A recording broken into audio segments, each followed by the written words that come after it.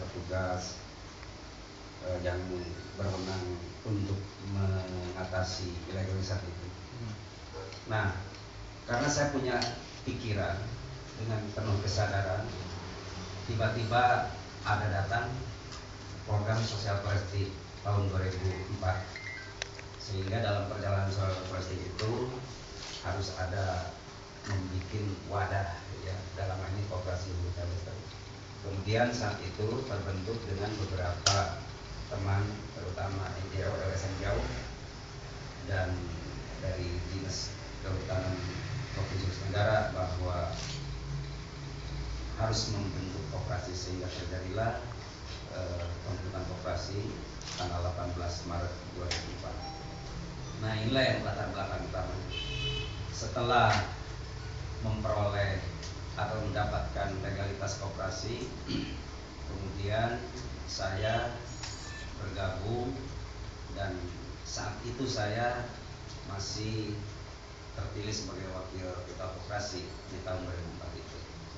Alhamdulillah, dengan kesadaran sendiri, dan saya memberikan warna supaya di negeri ini, ya, aktivitas yang saya kerjakan itu betul-betul melanggar aturan-aturan yang telah diberlakukan oleh pemerintah Indonesia tentang hal ekologi.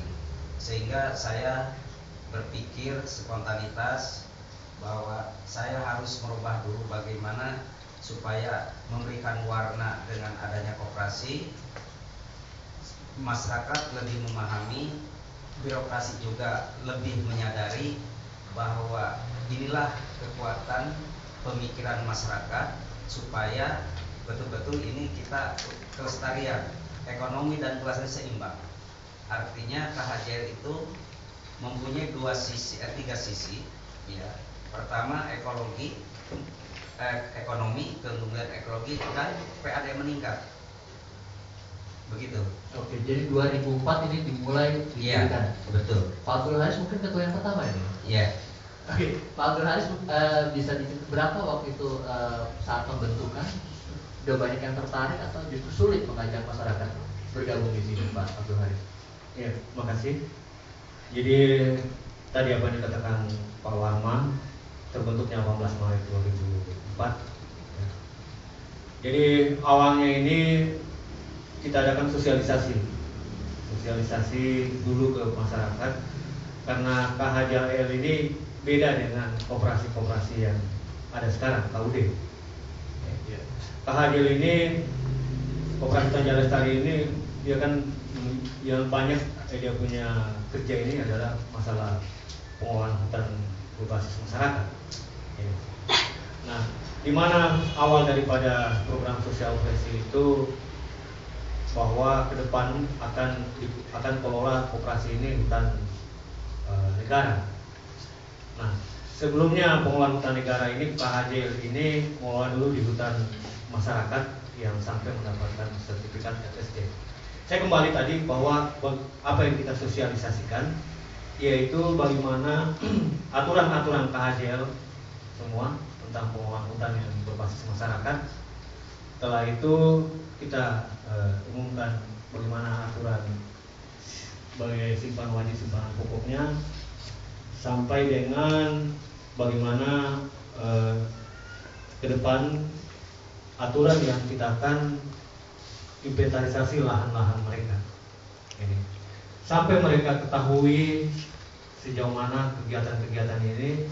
Setelah itu sudah dipahami, diberikan format-format bahwa aturan ini kita akan kelola secara begini, dan akan lokasi ini akan mendapatkan sertifikat FSC, dan kayu-kayu mereka ini akan dibeli oleh masyarakat, oleh Koperasi Hutan Lestari ini. Nah, dengan kegiatan-kegiatan ini mereka sudah paham bahwa apa yang mereka lakukan selama ini itu tidak sesuai dengan apa yang dikatakan tadi Pak Warma, ya. Mereka berpikir berarti lebih bagus lagi, ya. Tadinya mereka juga punya kayu sendiri sebelum ada KHJL ini, dibeli dengan industri yang ada di sekitar mereka, itu sangat rendah, sedangkan koperasi hutan Jaya Lestari mereka KHJL ini beli dengan harga 3-4 kali lipat. Harga biasa itu. Harga biasa. Nah inilah mereka sudah tadi apa yang kita sosialisasikan tadi ini mereka sudah mengerti, mereka sudah masuk. Jadi awal daripada kita bentuk KHJL itu ada 250 anggota. Ini. Begitu berdiri langsung 250 anggota. 250 anggota. Kalau sekarang? Sekarang sudah 748. Waduh. Itu. Berapa tahun itu? Berarti lebih 6 tahun ya? Iya. Meningkatnya banyak sekali. 250 anggota, semuanya pembalap liar waktu itu? Tidak juga. Tidak. Artinya dengan mereka ini bagaimana kita sosialisasikan hampir sekitar 90 derajat itu pola pikir masyarakat langsung berubah. Ini. Jadi begini, KHJL ini utamanya tujuannya ya bagaimana pengelolaan hutan yang baik, lingkungan yang baik, tidak usah ada yang apa yang dikatakan tadi Pak Warma, illegal logging, pembalakan liar. Dengan KHJL ini kan banyak manfaat yang mereka dapatkan. Ya. Kemarin-kemarin mereka menanam saja sebelum ada KHJL tidak sesuai apa yang ada diterapkan oleh pihak-pihak seperti universitas, ya, dinas kehutanan, itu harus tanam secara teratur. Kemarin-kemarin Pak, sebelum ada KHJL ini mereka menanam hanya di batas-batas kebun mereka. Nah, tapi dengan adanya KHJL, mulai dari pembibitannya mereka sudah paham masyarakat, sampai dengan penanamannya mereka sudah paham berapa jaraknya.